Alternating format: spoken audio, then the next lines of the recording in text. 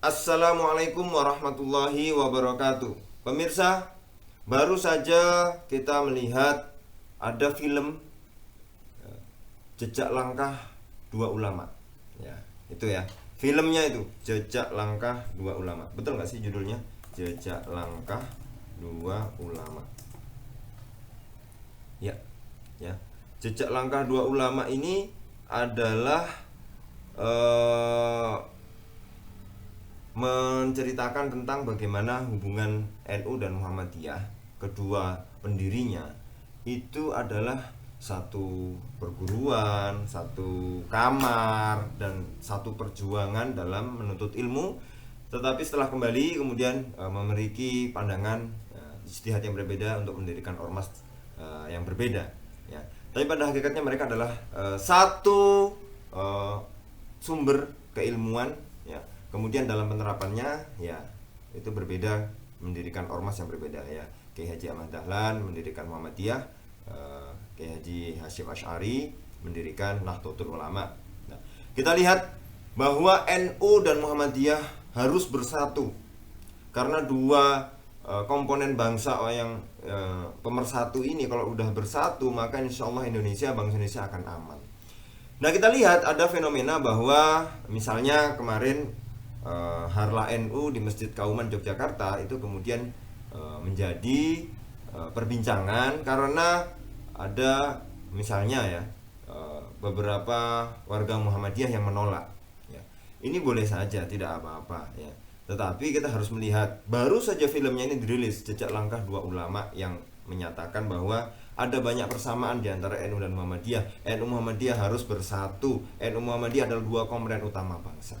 Pertanyaannya dalam kemarin di Masjid Kauman ya, di Yogyakarta, kita harus analisa secara jelas. Jangan-jangan ada pihak ketiga yang ingin ngompor-ngompori, yang ingin mengadu domba antara NU dan Muhammadiyah. Padahal di akar rumput, di mana saja kita lihat bahwa NU Muhammadiyah ini mesra-mesra sekali.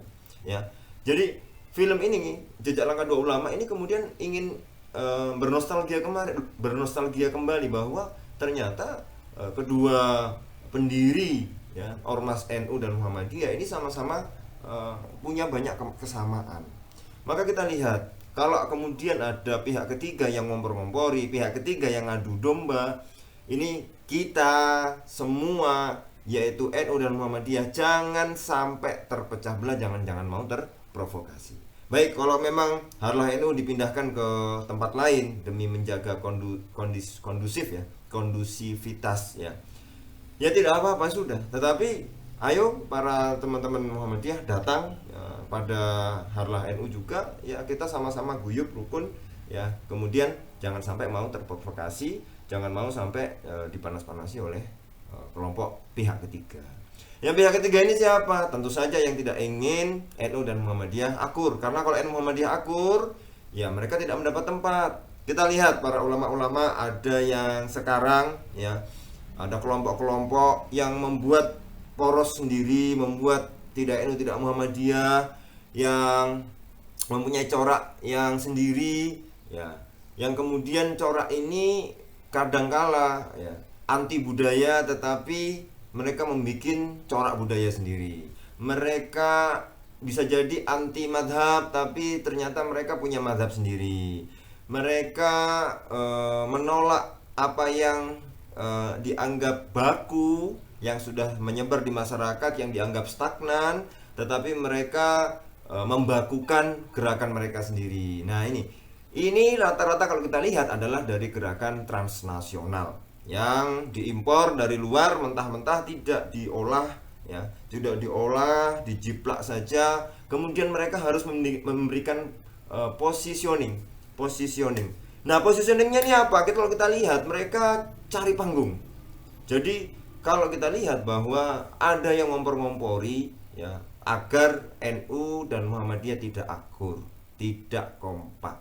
Nah, mereka ketika ngompor-ngompori ngadu domba ini ya, kemudian apa? Kemudian mereka akan mengambil keuntungan, cari panggung untuk menyuarakan aspirasinya, menyuarakan gerakannya.